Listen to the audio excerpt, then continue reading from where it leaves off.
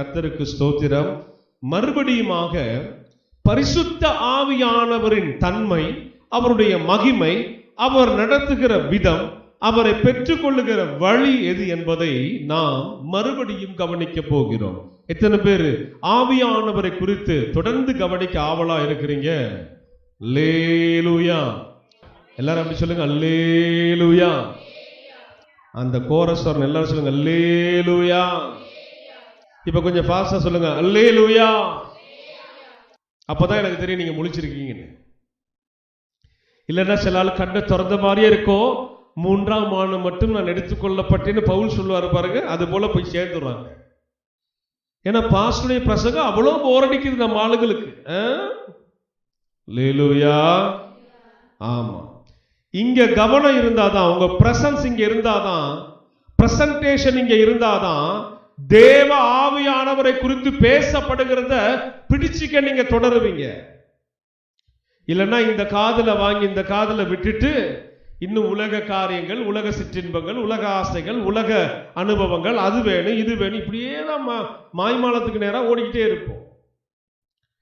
நம்ம மரணத்துல உயிர்ப்பிக்கிற ஆவியானவர் இங்கே இருக்கிறார். ஆமென் சொல்லுங்களேன். இயேசு மரணத்திலே அவர் கைவிடப்பட்டது போல இருந்தாலும் ஆவியானவர் அவரை உயிர்ப்பித்தார். அல்லேலூயா. இதெல்லாம் நம்ம வருகிற நாட்கள் ஆழமா பார்க்க போகிறோம். இப்ப உங்களுக்கு அறிமுக உரை தான் போய்கிட்டு இருக்குது. எத்தனை வாரம் போகும்னா எனக்கு தெரியாது. ஆனா ஆண்டவர் சொல்லிட்டாரு, ஆவியானவரை குறித்தும் ஆவியானுடைய முழுமையை குறித்தும் பேசு என்று. என்னை அர்ப்பணித்திருக்கிறேன்.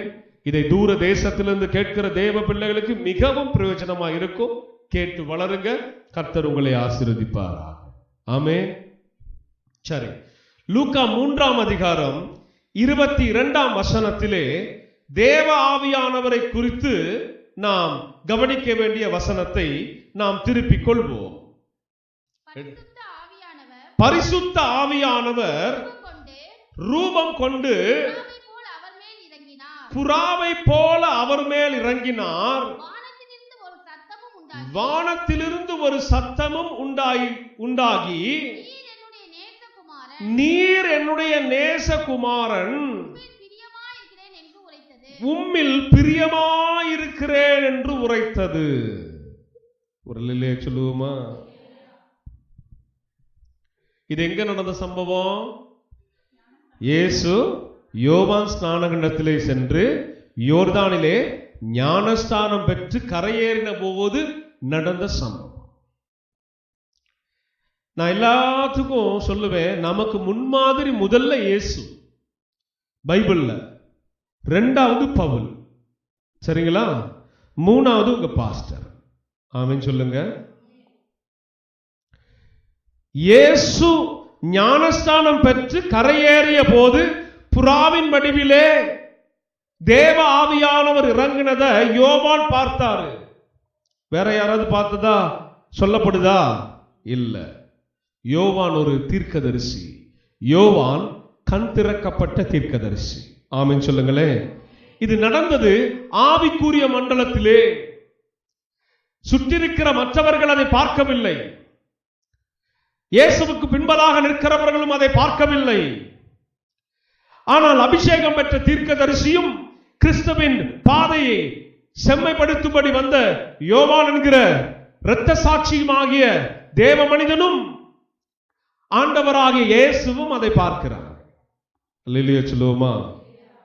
அப்ப யோவான் ஸ்நானனுடைய கண்கள் திறந்திருந்தபடியினால் தேவ ஆவியானவர் புறாவின் ரூபம் கொண்டு இயேசுவின் மேல் தங்கின போது தொனித்த சத்தத்தையும் கேட்டார், சொன்ன வார்த்தையும் தெளிவும் பெற்றார். அதே நேரத்தில் இயேசுவின் மேல் தங்கின பரிசுத்த ஆவியானவரையும் அவர் பார்க்கிறார். இப்ப ஞானஸ்தானம் பெற்றவங்க எல்லாம் கையை வச்சு காமிங்க. இதுதான் எல்லாருக்கும் சாம்பிள். புறாவின் வடிவிலே பரிசுத்த ஆவியானவர் உங்களிடத்துல வந்திருக்கிறார். ஞானஸ்தானம் பெற்ற இயேசுவின் மேல மாத்திரம் அவர் வந்திருந்தார்னா, நாம ஞானஸ்தானம் பெறும்போது அந்த ஆவியானவர் எங்க போயிடுவார்? ஏதாவது புரியுதா விஷயம்? இயேசுவின் மேல இறங்கின ஆவியானவர் நம்மேலும் இறங்க வல்லவராயிருக்கிறார். அல்லேலூயா, அல்லேலூயா, அல்லேலூயா. நான் உங்களுக்கு சொல்லிக்கிட்டே வந்தேன், பழைய ஏற்பாட்டில் ராஜாக்கள் மேல அபிஷேகம், நியாயாதிபதிகள் மேல அபிஷேகம், அதுபோல தீர்க்கதரிசிகள் மேல அபிஷேகம், தேவன் தெரிந்து கொண்ட நல்ல பாத்திரங்கள் மேல மட்டும்தான் அந்த அபிஷேகம். ஆனா புதிய ஏற்பாடு அப்படி அல்ல. 120 பேர் கூடி வந்த நேரத்திலே பின்மாறி மழையாய் பொழிய வேண்டிய, அந்த காலகட்டத்தில் பொழியப்பட வேண்டிய பின்மாறி மழை பரிசுத்த ஆவியானவர் பிளவுள்ள நாக்குகளை உணரும்படி தக்கதாக தேவ ஆவியானவர் 120 பேர் கூடியிருந்த போது ஊற்றப்பட்டு விட்டார். ஆமென் சொல்லுங்க. சிம்சோன் மேல இருந்தது போல, தாவீதின் மேல இருந்தது போல, கிறிஸ்து இயேசுவின் மேல புறாவின் வடிவிலே வந்தது போல, இவர் ரட்சகர்கள், ராஜாக்கள், அபிஷேகம் உடையவர்களாக ஆவியானவர் இறங்கி வந்தது போல இயேசுவின் மேல புறாவின் வடிவில் வந்தது நமக்கு புதுசு. ஆனா தாவீதின் மேல எண்ணெய் வடிவிலே தேவ ஆவியானவர் இறங்கினார். ஆமென் சொல்லுங்களேன். சிம்சோன் மேலும் அதுபோல இறங்கினார், அதுபோல ஆபிரகாம் மேல் இறங்கினார், மோசையின் மேல் இறங்கினார். விவரங்கள் சொல்லப்படவில்லை, பரவாயில்லை. அவர் இறங்கும் போது யாரை தெரிந்து கொண்டாரோ அவர்கள் மேல இறங்க சித்தமாயிருக்கிறார். இப்ப நான் உங்களுக்கு ஒரு உண்மையை சொல்லுகிறேன், உங்களை அவர் தெரிந்து கொள்ளாமல் நீங்கள் தேவாலயத்திற்குள்ள வரவில்லை, அவர் உங்களோடு பேசாமல், உங்க இருதயம் அவர் பக்கம் திரும்பாமல் நீங்கள் தேவனுக்குள் ஞானஸ்நானம் பெறவில்லை. அப்படி நீங்க பெற்றது உண்மை என்றா, மனம் திரும்புதலோடு பெற்றது உண்மைன்னா, தேவ ஆவி உங்களுக்கு வந்து உங்களுக்குள் வந்து தங்கினது உண்மை. இப்ப ஞானஸ்நானம் பெற்ற உங்களுக்குள்ள யாரு இருக்கிறான்னு நீங்க நம்பணும். பரிசுத்த ஆவியானவர் இருக்கிறாரு நம்பணும். அப்பதான் அந்நிய பாஷை வெளியே வரும். இல்லையா சொல்லுங்க. அப்பதான் தேவ ஆவியானவர் தருகிற கிருபை வரங்களை பெற முடியும். இல்லையா சொல்லுங்க. இதெல்லாம் டீச்சிங்குள்ள வந்தாதான் நீங்க ஆயத்தமாக முடியும். ஆமே. நான் என்னைக்கோ ஞானஸ்தானம் பெற்றுட்டே இன்னும் அபிஷேகம் பெறல, கிடையாது. ஞானஸ்தானத்திற்கும் அபிஷேகத்திற்கும் பெரிய சம்பந்தம் உண்டு. ஒரு ஆவியின் முத்திரை தான் ஞானஸ்தானம். ஆவியின் முத்திரை தான் ஆவியானவர் இறங்கி வருதல். எல்லாருக்கும் அந்த வாய்ப்பு கொடுக்கிறாரு. ஞானஸ்தானத்தை நான் சொல்றேனே, யாருடைய வற்புறுத்தலால் எடுக்கவே கூடாது. அது பெரிய துரோகம். ஊழியக்காரங்க கர்த்தருக்கு செய்கிற துரோகம். ஆளை பிடிச்சி தண்ணில முக்கி வெள்ளச்சட்டையை போட்டு அல்லேலியா சொல்லுங்கிறது பெரிய துரோகம். தேவனுடைய ஆவியை பெறுகிற அளவிற்கு அவர்கள் இருதயம் திறந்து பாவ அறிக்கைகளை செய்து மனம் திரும்பி வாழுகிற அளவிற்கு பக்குவம் படாத ஒரு மனிதனுக்கு ஞானஸ்நானம் அவசியம் இல்லை. அல்லது நீங்கள் கொடுத்தும் பிரயோஜனம் இல்லை. ஆள் கணக்கு காட்ட ஞானஸ்நானம், சபையில கூட்டத்தை சேர்க்க ஞானஸ்நானம் தப்புங்கிற. பரலோக ஜீவ புஸ்தகத்தில் அவர்கள் பெயர் எழுதப்படாவிட்டால் திருச்சபையில் அவங்களால தங்க முடியாது. கர்த்தருக்கு பயந்து அவங்களால வாழ முடியாது. அப்ப அவர்கள் அந்த அனுபவத்திற்குள் வருகிற வரைக்கும் அவங்களுக்கு என்ன வேணும்? போதனைகள் வேணும், வசனத்தின் ஆழங்கள் வேணும். அவங்க ஆவில நிரம்பத்தக்கதாக, பேசத்தக்கதாக, தேவனோடு உறவாடத்தக்கதாக வளருகிற வரைக்கும் அவங்களுக்கு தெய்வீக ஞானம் வேணும். அப்ப அதை எங்க இருந்து எடுக்கிறது? பைபிள்ல இருந்து தான் எடுக்கணும். இல்லையா சொல்லுங்க. யோவான் ஸ்நானங்கள் கிட்ட ஞானஸ்நானம் வாங்க வர்றாங்க. ஏன்னா வந்து பெற்று பாவ மன்னிப்புக்கு இவருக்கு தெரியுது, இவர் தான் தீர்க்கதரிசி.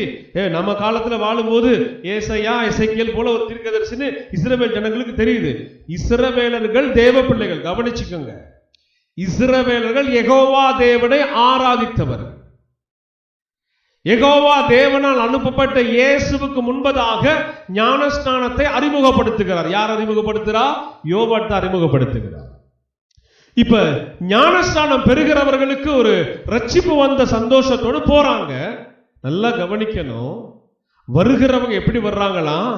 யோவான் சொல்லுகிறாரு, விரியன் பாம்பு குட்டிகளே, வரப்போகிற ஆக்கினைக்கு உங்களை தப்புவிக்கும்படி வழிவகுத்தவன் யார்? நம்மாலு ஐஸ் வச்சு பட்டர் பூசி ஆளை கூட்டிட்டு வந்து முக்கி எடுத்துட்டு கூட்டத்தை காமிச்சா பெரிய விஷயம் நினைக்கிற ஒரு குரூப். வருகிறவனுக்குள் இருக்கிற அசுத்தம் என்ன, அவன் மனம் திரும்பாத காரியம் என்ன, அவனுக்குள் இருக்கிற இச்சை என்ன, அவனுக்குள் இருக்கிற தேவனுக்கு பிரியமில்லாத காரியம் என்ன, இது தெரியாம எந்த ஒரு மனுஷனுக்கும் ஞானஸ்நானம் கொடுக்க கூடாது. ஞானஸ்நானத்தை குறித்து ஆழமா பேசியிருக்கிறேன், யூடியூப்லயும் இருக்குது, அலசி எடுத்து மெல்ல அதுல 1-2 பாட்டு நினைக்கிறேன், பாருங்க. இல்ல அப்படியா சொல்றாரு, அப்படிலாம் இல்லையா, அந்த சபையில கொடுக்கிறாங்களே, இந்த சபையில பைபிள் சொல்லுது, நீ விரியன் பாம்பை உடையவனாக, நீ அசுத்த உதடுகள் உடையவனாக, நீ இச்சைகளில் நிறைந்தவனாக, நீ பல காரியங்களை கர்த்தருக்கு புறம்பாய் செய்கிறவனாக ஞானஸ்நானம் பெற்றும் பிரயோஜனம் இல்லையா? சொல்லுங்க. ஞானஸ்நானம் எடுக்கிறதுக்கு பக்குவம் வேணும், மனசு பக்குவப்படும், ஆவில பக்குவம் வேணும். இதை பக்குவம் உடையவர்களாக எடுக்கும் போது தேவ ஆவியானவர், நான் சொல்றேன், ஞானஸ்தானம் பெறதுக்கு முதல்ல ஆவில நிரம்ப முடியும்னா முடியும், 100% முடியும். ஞானஸ்தானம் ஜலத்தினாலும் தேவனுக்கு முன்பதாக செய்கிற ஒரு உடன்படிக்கையின் அடையாளம். ஜலத்தின் மேல் ஆண்டவர் எப்படி மூழ்கி பெற்ற அந்த புதிய வாழ்க்கைக்கு ஏற்ற ஒரு பக்குவ அனுபவத்தை பெறும்படி அவர் சொல்லிக் கொடுத்தபடியே நம்ம பெறுவது நல்லது. அதே நேரத்தில் தேவ ஆவியானவருக்குள்ள நீங்க ரட்சிக்கப்பட்டு உங்க இருதயம் சுத்தம் உள்ளதாகவும் உங்க மனசாட்சி நிமித்தம் கர்த்தருக்கு பயந்தவங்களா இருந்தீங்கன்னா, விரும்புனா ஞானஸ்நானம் பெற முன்னாலேயே தேவ ஆவில நீங்க நிரப்பப்பட முடியும். அதற்கும் சாத்தியம் உண்டு. அல்லேலூயா. அப்ப ஞானஸ்நானம் அதோடைய டாபிக் வேற, ரொம்ப டீப்பா நான் அதுக்குள்ள போகல. ஆனால் அங்கு ஞானஸ்நானம் பெற்ற தேவ குமாரனாகிய இயேசுவின் மேல் புறாவின் வடிவிலே, புறா எதற்கு அடையாளம் தெரியுமா? கள்ளம் கபடம் அற்றது. புறாவின் வடிவிலே ஏன் ஆவியானவரை வர்ணிக்கிறது பைபிள் அப்படின்னா, ஆவியான தேவன் கள்ளம் கபடம் அற்றவர். நம்ம உலகத்துல கலந்து வாழும் போது இதெல்லாம் நமக்குள்ள வந்துடும். இப்ப நம்ம என்ன செய்யணும்? கள்ளம் கபடம் அற்றவர்களா நீங்க ஞானஸ்நானம் பெற முன்னாலேயே உங்களை சரண்டர் பண்ணி, உலகத்தான போல நான் அப்படி வாழல, இயேசு விரும்புகிறது போல வாழுகிறேன் வாழ்க்கையை துவங்கிட்டீங்கன்னா, தேவ ஆவியானவர் புறாவின் வடிவிலே இயேசுவின் மேல் தங்கினது போல உங்கள் மேலும் தங்குவார். ஆமென் சொல்லுங்க. அல்லேலூயா சொல்லுங்க. அப்ப யோவான் ஸ்நானகன் சொன்ன காரியம், பாவத்தோடு நீ ஞானஸ்தானத்திற்கு ஏன் வருகிறாய்? பாவ அக்கிரமத்தோடு நீ ஞானஸ்தானம் பெற ஏன் வருகிறாய்? அவருடைய உபதேசத்தின் ரகசியம், அவைகளை விட்டு விட்டு வா. விரியன் பாம்பு குட்டியாக நீ வராதே, புறாவின் வடிவிலே தேவ ஆவியானவரை பெற்றுக் கொள்ளுகிற அந்தஸ்தை உடையவனாக தேவனுக்கு முன்பதாக சுத்த இருதயம் உள்ளவர்களாக நீங்கள் வாருங்கள் என்று யோவான் ஸ்நானகன் பேசாமல் பேசுகிறார். அல்லேலூயா சொல்லுங்க. அல்லேலூயா சொல்லுங்க. இப்படிதான் வளரணும். ஞானஸ்தானம் எடுக்கிறது ஒரு சம்பிரதாயமா வச்சுக்காதீங்க. பரிசுத்த ஆவியானவர் பெற்று 4 அந்நிய பாஷை பெறுகிறது ஒரு சம்பிரதாயமா வச்சுக்காது. ஆவியானவரை பெற்றுட்டா உங்க வாழ்க்கையுடைய மகிமை வேற மாதிரி இருக்கணும், உங்க வாழ்க்கையுடைய தரம் வித்தியாசமா இருக்கணும், நீங்க போகிற பாதை அநேகருக்கு ஆசீர்வாதமா இருக்கணும். உங்களோடு நடக்கிற ஆவியானவர் உங்களுக்குள்ள இருந்து மகிமைப்பட விரும்புவார். அதனாலதான் சாத்தான் அப்படிப்பட்ட ஜனங்களை டார்கெட் பண்ணி பிடிக்கிறது. அந்த மகிமைக்குள் நீங்க போக கூடாதபடி, அந்த ஆவியின் வல்லமை வெளிப்படக்கூடாதபடி உலக பிரச்சனைகளை கொண்டு வந்து வைக்கிறான், கோளாறுகளான காரியங்களை கொண்டு வந்து வைக்கிறான். நீ இதை பிடிச்சிக்க, இதிலேயே டிராவல் பண்ணு, அதெல்லாம் தியானிக்காத, அதை அவரெல்லாம் வந்து ஒன்ன நிரப்பி ஒன்ன பயன்படுத்திட்டா எனக்கு இங்க டெபாசிட் காலியாகிடும். அவனுக்கு நல்லா தெரியும், நமக்கு தான் தெரிய மாட்டேங்குது. நான் ஊழியத்திற்கு ஒப்பு கொடுத்து ஆண்டவர் என்னை அழைக்கிற காலத்திலே நான் வரமாட்டேன்னு உட்கார்ந்து இருக்கிறேன். ஆண்டவர் என்னை விடுற மாதிரி இல்லை. என் இருதயம் கலங்கி போயிருச்சு. வேலை பார்க்கறதா இல்லை விட்டுட்டு போறதா, குடும்பம் இருக்கு, பிள்ளைகள் இருக்குது, மாம்ச சிந்து அப்படியே என்ன போட்டு முடக்குது. சாத்தான் ஒரு பக்கம் விட்டுறாத வேலையை விட்டுறாதாங்கிறான், இங்கிட்ட ஆண்டவர் நீ விடலன்னா உனக்கு இருக்குங்கிற மாதிரி மிரட்டிக்கிட்டு இருக்கிற, கழுத்துல கத்தி வச்சது போல. வர்றியா இல்லையா? வர்றியா இல்லையா?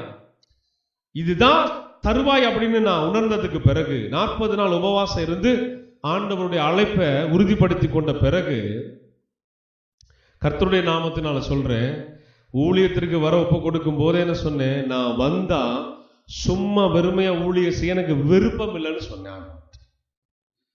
அப்ப நான் சொன்னேன், இந்த பைபிள்ல உங்களை குறித்து நான் படிக்கிறேன்ல, நீங்க என்னென்னலாம் செய்தீங்க அதையெல்லாம் என்னையும் கொண்டு நீங்க செய்வீங்கன்னா இந்த ஊழியத்துக்கு வர்றேன்னு ஒப்பு கொடுத்தேன். ஒரு ஆமென் சொல்லுங்க, ஒரு அல்லேலூயா சொல்லுங்க. இப்படிதான் ஊழியத்துக்கு வரணும். ஊழியத்துக்கு அழைக்கப்பட்டாலே இப்படித்தான் இயேசுவோட பேசணும். ஏன்னா வசன ஆதாரமா இருக்குது. என்ன தெரியுமா சொல்றாரு, என்னை விசுவாசிக்கிறவன் நான் செய்த கிரியைகளையும் செய்வான், என்னிலும் பெரிய கிரியைகளையும் செய்வான். அல்லேலூயா சொல்லுங்க, அல்லேலூயா அல்லேலூயா. ஆமா, நான் அடிக்கடி சொல்றது போல வயிற்று வலி கூட சரியா போகல, ஊழியக்காரன் ஜெபிச்சு பேய் பிசாசெல்லாம் ஒன்னும் ஓடல அப்படின்னு சொன்னா, நான் உங்களுக்கு இதை கேட்டுக்கொண்டிருக்கிற தேவ பிள்ளைகளுக்கு சொல்லுகிறேன், அந்த திருச்சபையை விட்டு நீங்கள் புறப்படுவது நல்லது.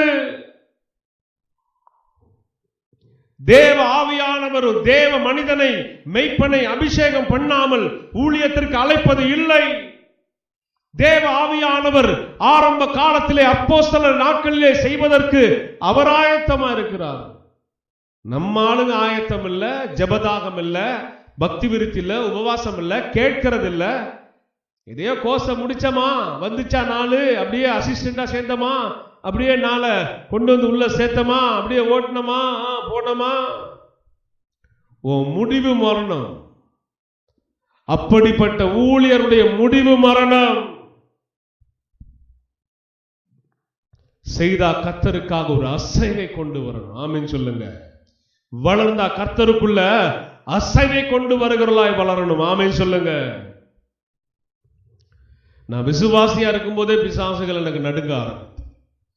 ஒரு சபையில அசிஸ்டன்ட் ஊழியக்காரனா போய் ஜாயின் பண்றேன்.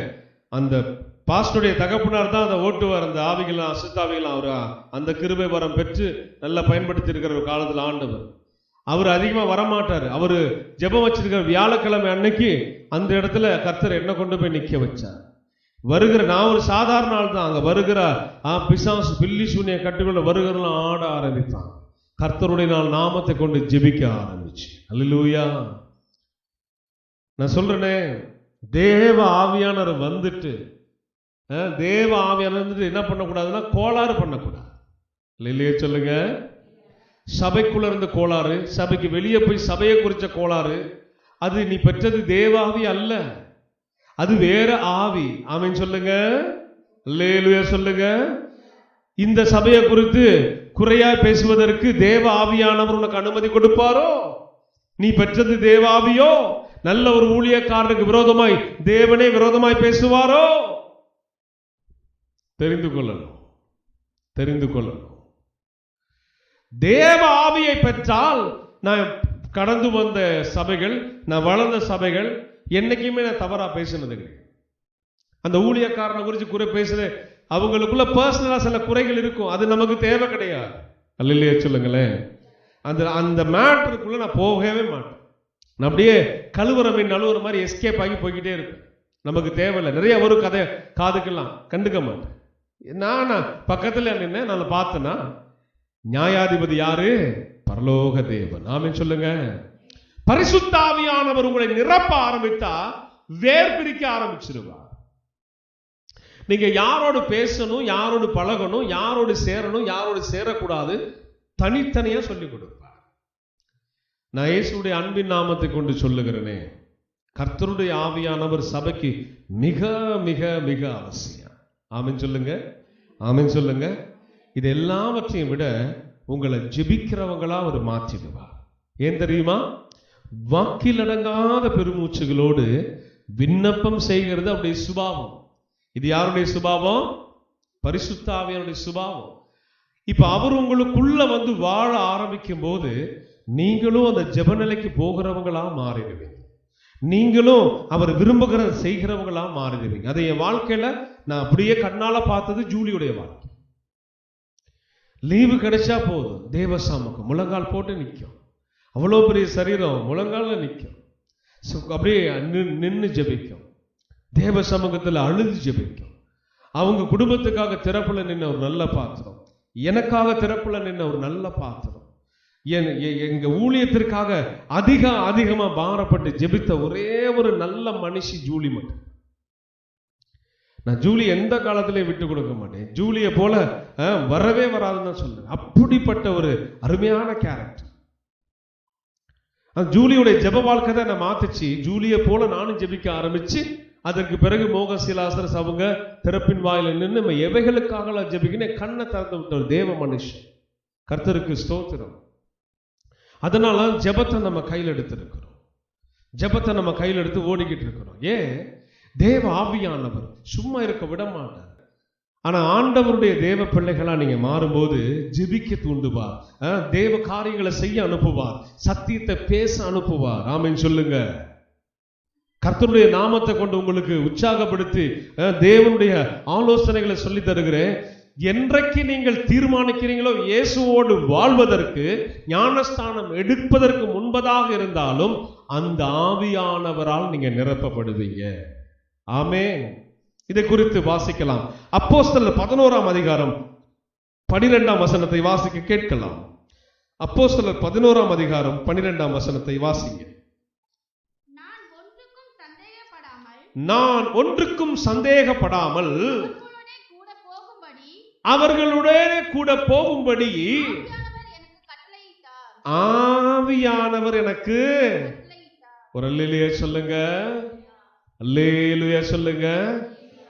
ஒரு தேவ மனிதனுக்குள் பரிசுத்த ஆவியானவர் வந்து தங்கி அவர் அந்த மனிதனோடு செயல்பட ஆரம்பிச்சா, சில நேரம் நம்ம செய்யலாமா, செய்ய வேணுமா, செய்யக்கூடாதான்னு சந்தேக உணர்வு இருக்கு பார்த்தீங்களா? அந்த நேரத்துல உங்களுக்கு ஆலோசகராக அவர் செயல்படுவார். ஆமென் சொல்லுங்களேன். இப்ப நம்ம 11:12 வாசிக்கும் போது இது ஒரு மனிதனுக்குள்ள தேவ ஆவியானவர் இருக்கிறதும், தேவ ஆவியானவரால் இந்த ஸ்தேவான் என்கிற மனிதன் நடத்தப்படுகிறது குறித்து தான் நம்ம பார்க்கிறோம். 11ஆம் வசனம் 11:12 வசனம், நான் ஒன்றுக்கும் சந்தேகப்படாமல் அவர்களோடு கூட போகும்படி ஆவியானவர் எனக்கு கட்டளையிட்டார். சகோதரராகிய இந்த 6 பேரும் என்னோடு கூட வந்தார்கள். அந்த மனுஷனுடைய வீட்டுக்குள் பிரவேசித்தோம். மொத்தம் 7 பேரு, இவரோட 6 பேர். இந்த 6 பேரும், இந்த 7 பேர் என்ன வேலை செய்தாங்க தெரியுமா? பணிவிடைக்காரர்கள், பந்தி விசாரிப்புக்காரர்கள். இவங்க கூடி வந்து ஜெபிக்கிற நேரத்தில் சமையல் வேலைகள் நடக்கும்போது ஏழைகள் எளிய ஜனங்களுக்கு இவங்க பந்தி பரிமாறுகிற வேலையை பார்த்துக்கிட்டு இருக்கிறாங்க. ஆனா இவங்களுக்குள்ள யார் இருக்கிறா? ஆமா, அல்லேலூயா சொல்லுங்க.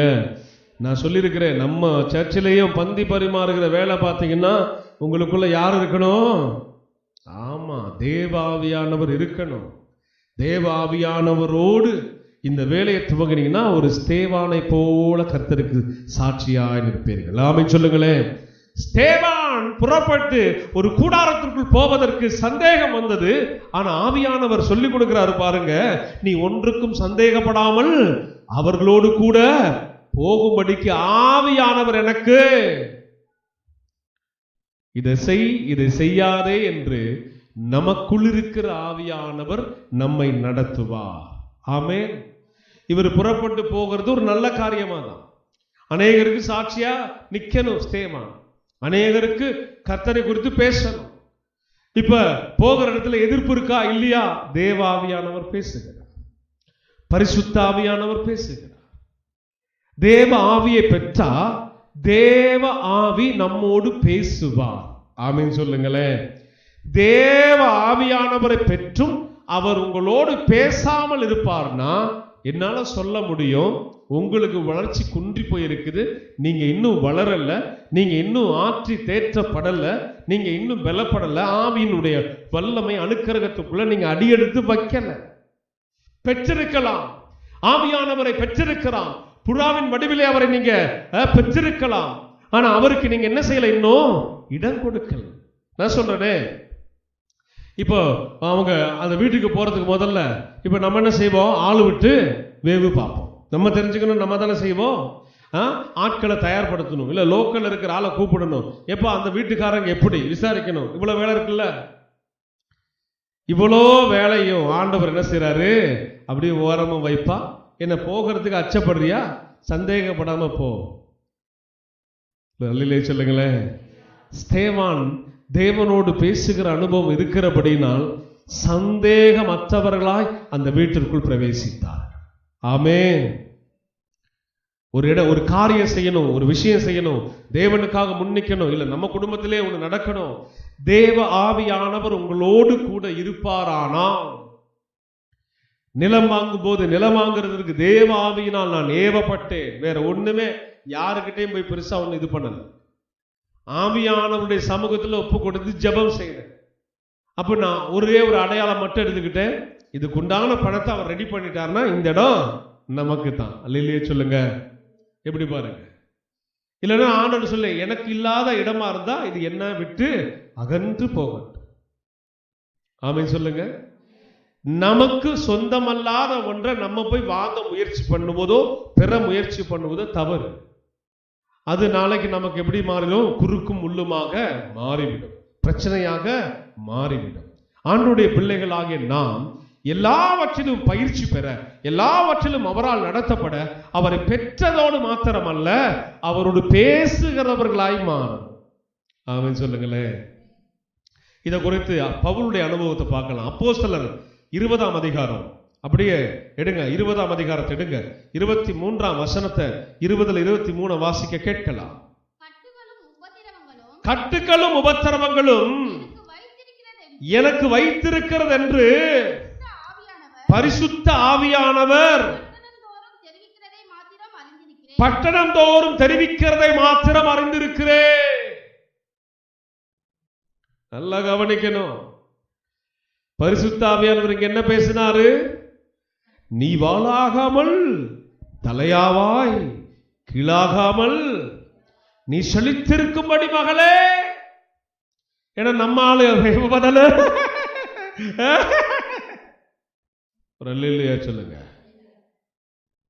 சாவை குறித்து,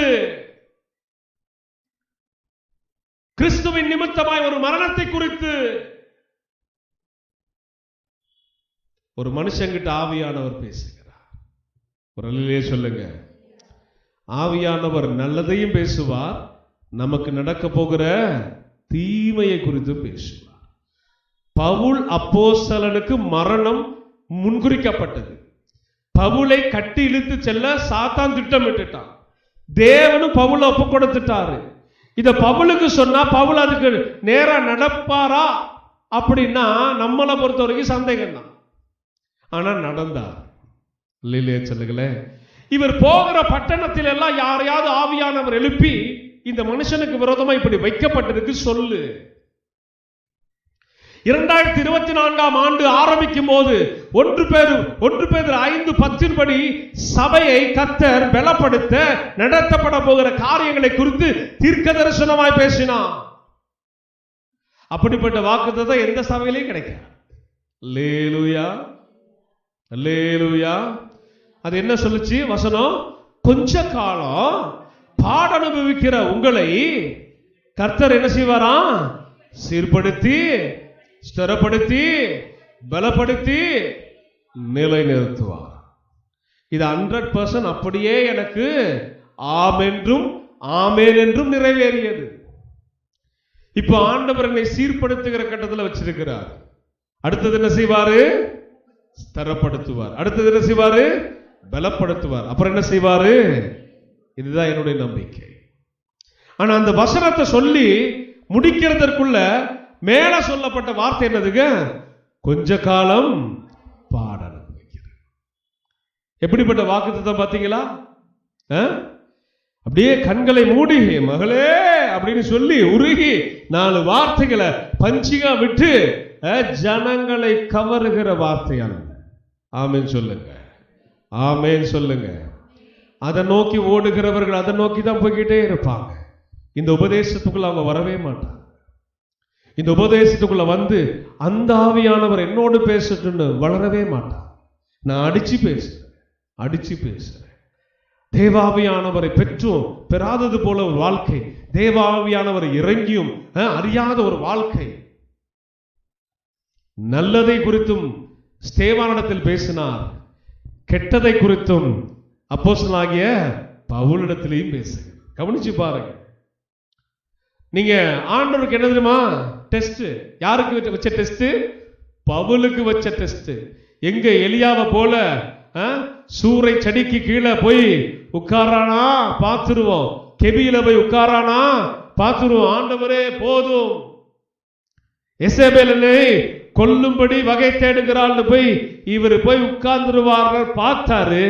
ஆனா அதெல்லாம் இங்க நடக்கல. அல்லேலூயா, அல்லேலூயா. அதை குறித்து 21:11 வாசிக்கலாம். அப்போஸ்தலர் 21:11 வாசிப்போம். அவன் எங்களிடத்தில் வந்து பவுலுடைய கச்சையை எடுத்து தன் கைகளிலும் கால்களிலும் கட்டிக்கொண்டு இந்த கச்சையை உடையவனை எருசலேமில் உள்ள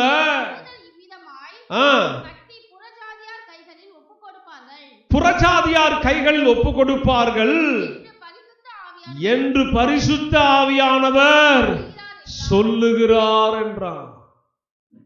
அகபு என்கிற தீர்க்கதரிசி இந்த பட்டணத்திலே எழும்பி அதே பவுலுக்கு, அதே தேவனுடைய பணிவிடை செய்கிற ஊழியக்காரனுக்கு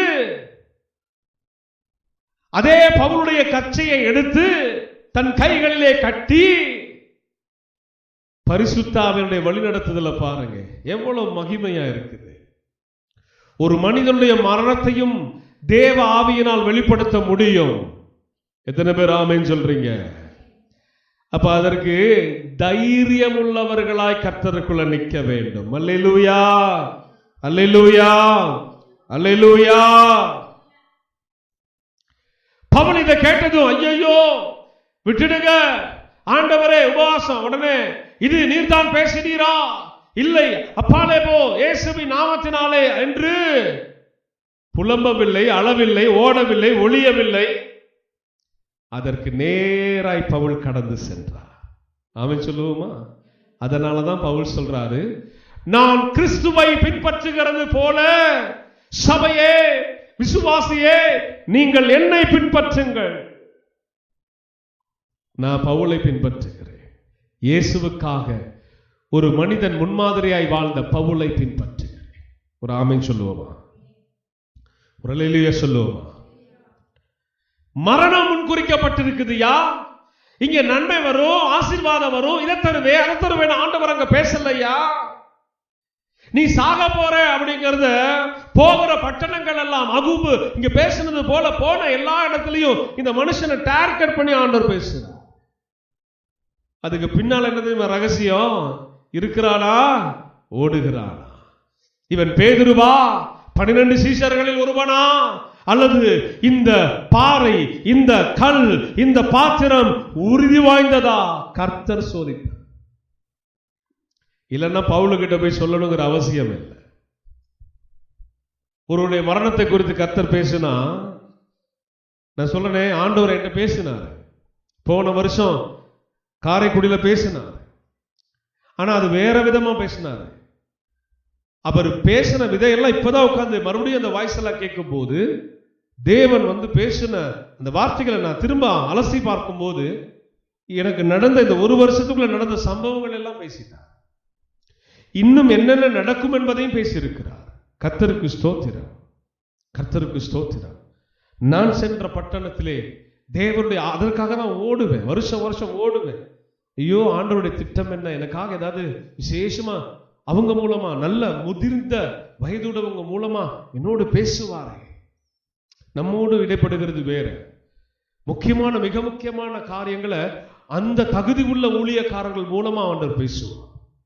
நான் அதற்காக தேவனை ஸ்தோத்தரிக்கிறேன். அதனாலதான் இடையில ஒரு தடை, ஒரு விபத்து, அதெல்லாம் தூக்கி போட்டுட்டு இன்னும் கொஞ்ச நாள சீக்கிரம் அவரை, இந்த தேவ மனிதரை நான் சந்திப்பேன். ஆமென் சொல்லுவோமா?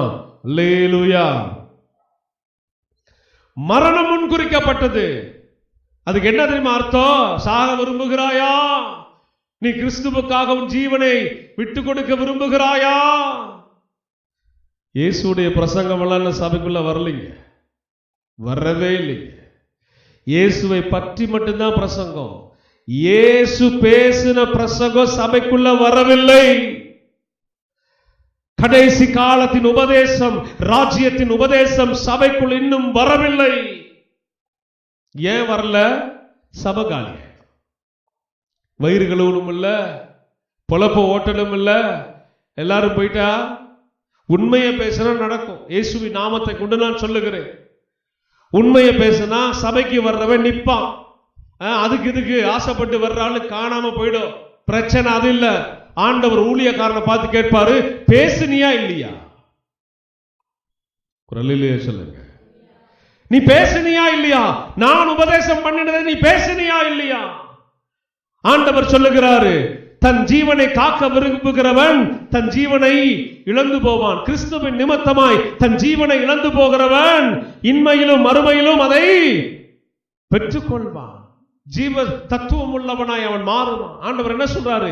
எனக்காக சாக துணிந்தவன், எனக்காக ஜீவனை விடுகிறவன், அவன் மரித்தாலும் பிழைப்பான்.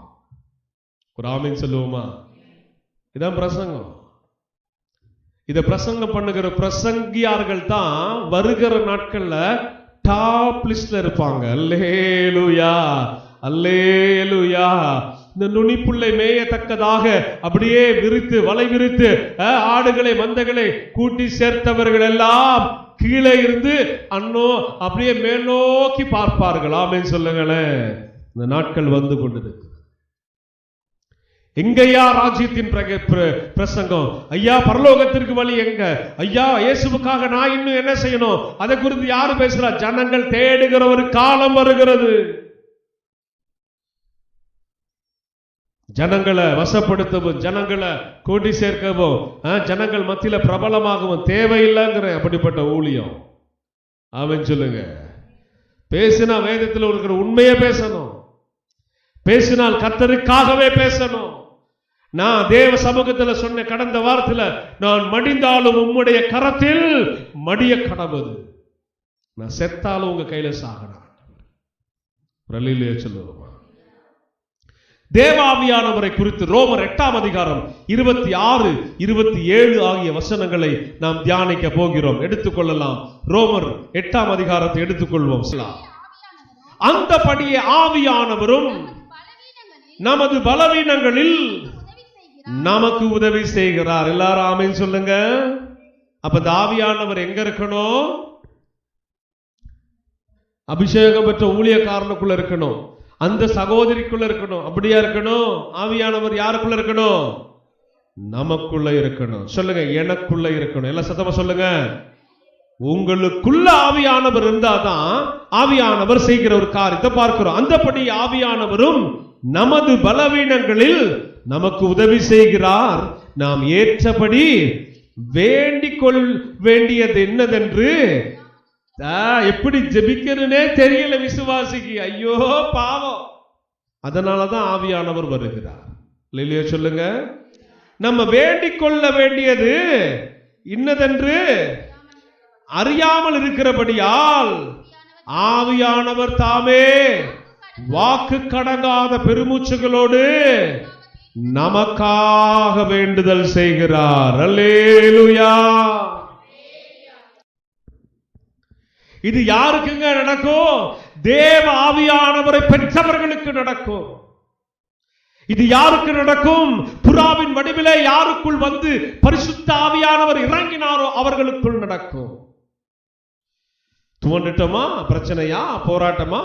கண்ணை கசக்க வச்சுட்டானா? வர்றேன்பா, வர்றேன், ஒன்னும் பயப்படாத. இல்லையா சொல்லுங்க. போராட்டமா? பயப்பட வேண்டியதில்லை. நான் சொல்றேனே, ஏன் அங்க இங்க ஓடணும்? ஏன் ஓடணும்னு கேட்கிறேன். விசுவாசிகளை பார்த்து இந்த செய்தியினூடாய் நான் கேட்கிறேன், ஏன் நீ பெறவில்லையா? ஆவியை பெறவில்லையா? தேவ ஆவியானவர் உனக்குள் செயல்படவில்லையா? நீ ஜெபிக்க வேண்டியது இன்னதென்று அறியாத இருக்கிறதுனால உனக்காக வாக்கிலடங்காத பெருமூச்சுகளோடு உனக்குள் இருக்கிற பரிசுத்த ஆவியானவர் விண்ணப்பம் செய்கிறார். நமக்காக பரிந்து பேசுகிறவர் இயேசு, ஆனா நமக்காக ஜெபிக்கிறவர் ஆவியானவர். அல்லேலூயா. இயேசுவுக்கும் ஆவியானவருக்கு என்ன இருக்குதுங்க? சம்பந்தம், கனெக்ஷன் இருக்கு. இப்ப சொல்லுங்க, இயேசுவுக்கும் நமக்கு என்ன இருக்குது? இயேசுவுக்கும் ஆவியானவருக்கு நமக்கு என்ன இருக்குது? சம்பந்தம் இருக்கு.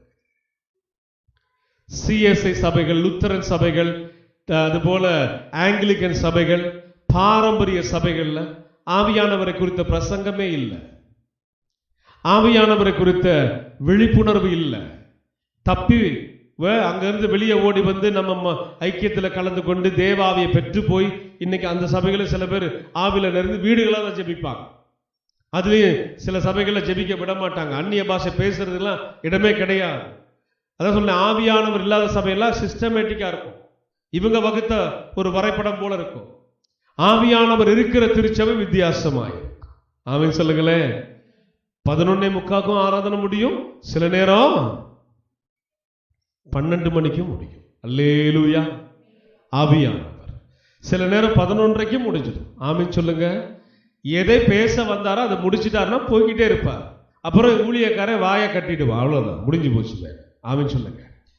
தேவ ஆவியானவர் எல்லா சபைகளும் கடைசி காலம் நெருங்கிக்கிட்டு இருக்குது. நீங்க பாருங்க, இப்ப உட்கார்ந்து இருக்கிறாங்கள பிடிச்சு வச்சது போல, ஒரு கட்டுக்குள்ள இருக்கிறது போல இருக்குல்ல. ஊழியக்காரனே அப்படித்தான் இருக்கிறான். ஊழியக்காரனுக்கே ஆவியின் அபிஷேகம் இல்லை. நான் சொன்ன சபைகள் அது போல இடங்கள் எல்லாம் நான் சொல்றேனே, இது எல்லாம் ஆண்டவர் சுக்குநூறா உடைச்சு சபைகள் பிரிஞ்சிருக்கல, வெவ்வேறு பேர்கள் அதுல இதுல எல்லாத்தையும் ஒன்னா கூட்டி சேர்ப்பார். ஆமென் சொல்லுவோமா? எல்லாரும் தாகத்தோடு வருவாங்க, ஆண்டவர் சமூகத்தில் காத்திருப்பாங்க. இரவும் பகலும் ஜெபிக்கிற பெருங்கூட்டம் இந்தியா தேசத்துல பெருகும். நாம இரவுல தூக்கத்தெல்லாம் மறந்துட்டு ஆண்டவரேன்னு கதியா கிடக்கிற ஒரு காலம் வரும். இவைகள் நடக்கும் போது, சபைகள் லட்ச லட்சமாய் பெருகும் போது, ஆயிரம் ஆயிரமாய் பெருகும் போது, ஆண்டவராக இயேசு மீண்டும் வருவேன் என்று சொன்ன இயேசு நம்முடைய ஆத்துமாக்களை ரட்சித்துக் கொள்ள அவர் மீண்டும் வருவார்.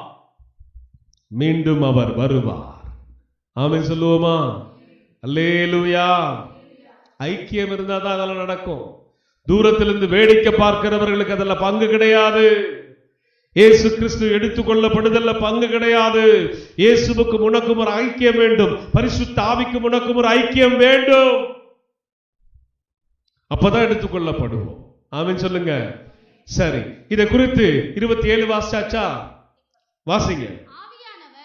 ஆவியானவர் தேவனுடைய சித்தத்தின்படியே பரிசுத்தவான்களுக்காக வேண்டுதல் செய்கிறபடியால் இருதயங்களை ஆராய்ந்து பார்க்கிறார். ஆவியின் சிந்தை இன்னதென்று அறிவார். புரிஞ்சுக்கணும். ஆவியானவர் வந்துட்டார்னா நீங்க யாருங்கிறத யாரு அவருக்கு சொல்ல வேண்டிய அவசியம் இல்லை. நீங்க யாரு, நீங்க எப்படிப்பட்டவங்க, நீங்க என்ன ஆவியில வளர விரும்புறீங்க, எந்த பாதையில ஓட விரும்புறீங்க, எல்லாத்தையும் அவர் அறிவார். இதெல்லாம் பைபிள்ல தான் எழுதி இருக்குது. நானா எடுத்து ஏதாவது சும்மா விட்டு கதை விட்டுக்கிட்டு இருக்கேனா? பைபிள்ல இருக்கிற விஷயம் நான் சொல்றேனே. யோசிச்சு பாருங்க, பெந்தகோஸ்து சபைகள்ல ஆவியின் அபிஷேகம் பெற்றவங்களை கணக்கெடுத்து பாருங்க. அதிகமா கை தூக்குங்கன்னா பெண்கள் பகுதியில் தான் கை தூக்குவாங்க. நிறைய சபைகள்ல நூற்றுக்கணக்கான பேர் உள்ள சபைகள்ல, ஆயிரக்கணக்கான பேர் உள்ள சபைகள்ல என்ன செய்வாங்கன்னா, பெந்தகோஸ்து சபைகள்ல ஜனங்கள்ல பாத்தீங்கன்னா பெண்கள் தான் பெற்றிருப்பாங்க. ஆண்கள் பகுதி அப்படி மந்தமாவே இருக்கும். அதே போல ஆண்கள்ல பாத்தீங்கன்னா ரொம்ப குறைவா பெற்றிருப்பார். நான் ஏன் கேட்கிறேன், ஆவியானவர் புறாவின் வடிவிலே வரவில்லையா? ஆவியினாலே யோபு சொன்னது போல கடந்த வாரத்திலே நீங்கள் உற்பத்தி தாயின் கருவிலே உற்பவிக்கப்படவில்லையா? இயேசுவும் அப்படித்தானே வந்தாரு, யோபுவும் அப்படித்தானே வந்தாரு. இங்கு தேவ ஆவியானவர் புறாவின் வடிவில இயேசு மேல வந்தார்னா அப்ப நாம மட்டும் என்ன? நாமும் மனித சாயல் தானே, அவரை போலதான மனிதர்களை தானே வாழ்ந்து கொண்டிருக்கிறோம். அப்படித்தான் அவர் வருவார். வசனங்களும் அப்படித்தானே சொல்லுகிறது. பெருகிறதற்கு இருதயம் இருக்கணும். இல்லையா? சொல்லுங்களேன். வேணுங்கிற ஒரு தாகம் வேணும். ஆவியானவரோட நெருங்கணுங்கிற ஒரு பக்தி வைராக்கியம் வேணும். இது வந்தாதான் அது வரும். சும்மா ஞாயிற்றுக்கிழமை போது தலையை காமிச்சிட்டு போனா ரட்சிப்பு வரும், ஆசீர்வாதம் வரும், இதெல்லாம் மனக்கணக்கு. இதெல்லாம் தூக்கி போட பழகணும். நான் தேவனோடு நெருங்குவதற்காக ஆலயத்தை நோக்கி பயணிக்கிறேன். நான் கர்த்தரோடு பேசுவதற்காக ஆவியானவரிடத்தில் வாஞ்சிக்கிறேன். இந்த வசனங்கள் சொல்லுகிற பிரகாரமாகவே என்னோடு வாக்கில் அடங்காத பெருமூச்சுகளோடு அவர் விண்ணப்பம் செய்யும்படி, அவர் பேசும்படி நான் விரும்புகிறபடியினால் என் தேவ ஆவியானவர் என்னை நிரப்பட்டும். அல்லேலூயா, அல்லேலூயா. கடைசியாக 1 கொரிந்தியர் 2ஆம் அதிகாரம் 10ஆம் வசனத்தை வாசித்து நாம் முடிக்க போகிறோம். 1 கொரிந்தியர் 2ஆம் அதிகாரம் 10ஆம் வசனத்தை வாசிக்க நாம் கேட்கலாம். நமக்கோ தேவன் அவைகளை தமது ஆவியினாலே வெளிப்படுத்தினார். ஆமென் சொல்லுங்க. இங்க நமக்கோன்னு சொல்லி யார சொல்றாரு பவுல்? சபையை பார்த்து பேசுறாரு. இயேசுவை நம்புகிறவங்களை பார்த்து பேசுகிறாரு. அப்படித்தானே வசனம் சொல்லுது. 2ல 10ஆம் வசனம் மறுபடியும் வாசிக்க கேட்கலாம். நமக்கோ தேவன் அவைகளை தமது ஆவியினாலே வெளிப்படுத்தினார். அந்த ஆவியானவர் எல்லாவற்றையும், தேவனுடைய ஆழங்களையும் ஆராய்ந்திருக்கிறார். ஆவியானவர் ஒன்றும் தெரியாதவர் கிடையாது. ஆவியானவர் உனக்குள்ளே வந்தால் உன் இருதயங்களை அறிந்து ஆராய்கிறார். முதல் வசனம் பார்த்தோம். அதே தேவ ஆவியானவர் தேவனுடைய ஆழங்களையும் என்ன செய்திருக்கிறார்? அவர் ஆராய்ந்திருக்கிறார். அதனாலதான் ரகசியங்களை அவரால் போட்டு உடைக்க முடியும். அல்லேலூயா சொல்லுங்க, அல்லேலூயா சொல்லுங்க. பல அனுபவங்கள் எனக்கு அதுபோல இருக்குது. பல அனுபவங்கள் வழியாக நான் கடந்து வந்திருக்கிறேன்.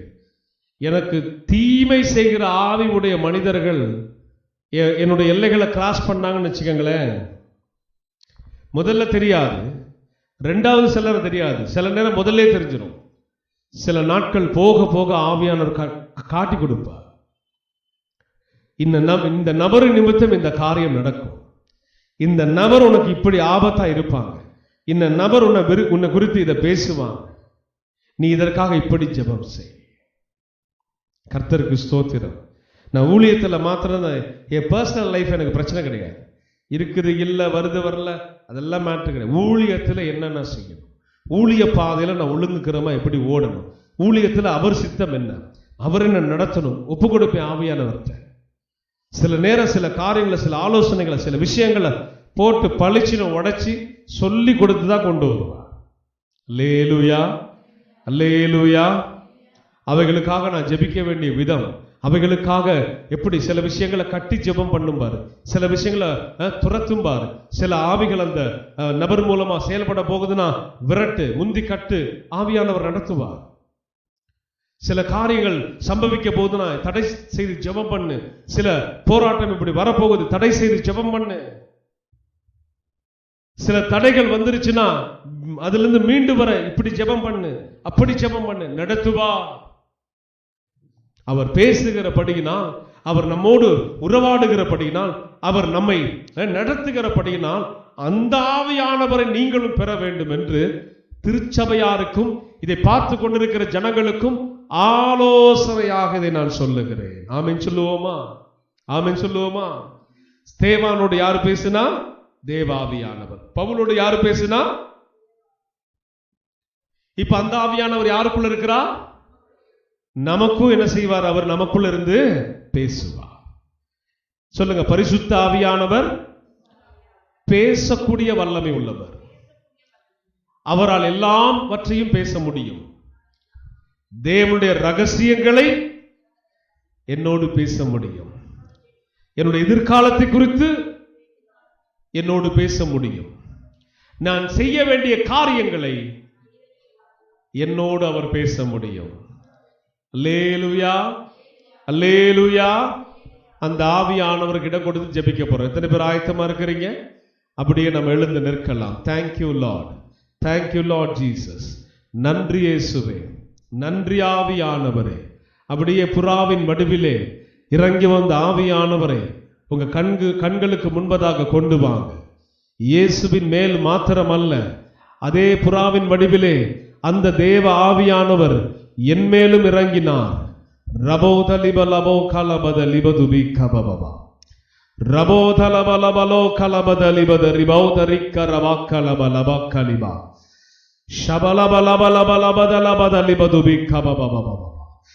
தேவ ஆவியானவரே இறங்குமான்னு வாயை திறந்து கேளுங்க. தேவ ஆவியானவரே என்னை நடத்தும் என்று வாய் திறந்து பேசுங்க. தேவ ஆவியானவரே என்னை ஆழங்களுக்குள் எடுத்து செல்லும் என்று பேசுங்க. தேவ ஆவியானவர் என்னோடு பேசுங்கன்னு சொல்லுங்க. தேவ ஆவியானவர் ஸ்தேவானோடு பேசினது போல, தேவ ஆவியானவர் பவுலோடு பேசினது போல, தேவ ஆவியானவர் என்னோடு பேசவும் நீங்க எனக்குள் வந்திருக்கிறீங்க. நான் என்னை விட்டு கொடுக்கிறேன். பரிசுத்த ஆவியானவர் என்னோடு பேசுவீராக. மகிமையின் ஆவியானவர் என்னோடு பேசுவீராக. வல்லமையின் ஆவியானவர் என்னோடு பேசுவீராக. தகப்பனே, ஆழங்களை கற்றுக் கொடுப்பீராக. ரகசியங்களை வெளிப்படுத்துவீராக. நான் நடக்க வேண்டிய பாதைகளை எனக்கு காண்பிப்பீராக. அந்த அப்போஸ்தலனையும் அந்த ஸ்தேவானையும் நிரப்பின பரிசுத்த ஆவியானவர் என்னையும் நிரப்புவதாக. எல்லாரும் ஒப்பு கொடுத்து சத்தமா சொல்லுங்க, என்னையும் அவர் நிரப்புவாராக. அந்த மகிமையின் ஆவியானவர் என்னையும் நிரப்புவாராக. தேவ ஆவியானவர் என்னையும் நிரப்புவாராக. ஹல்லேலூயா.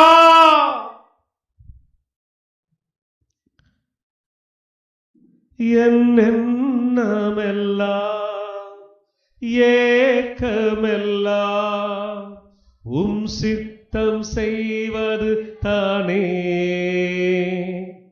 எண்ணமெல்லாம் ஏக்கமெல்லாம் உம் சித்தம் செய்வது தானே. எஜமானனே என்னேசு ராஜனே, எஜமானனே என்னேசு ராஜனே. என்னென்னமெல்லாம் ஏக்கமெல்லாம் உம் சித்தம் செய்வது தானே. என்னென்னமெல்லாம்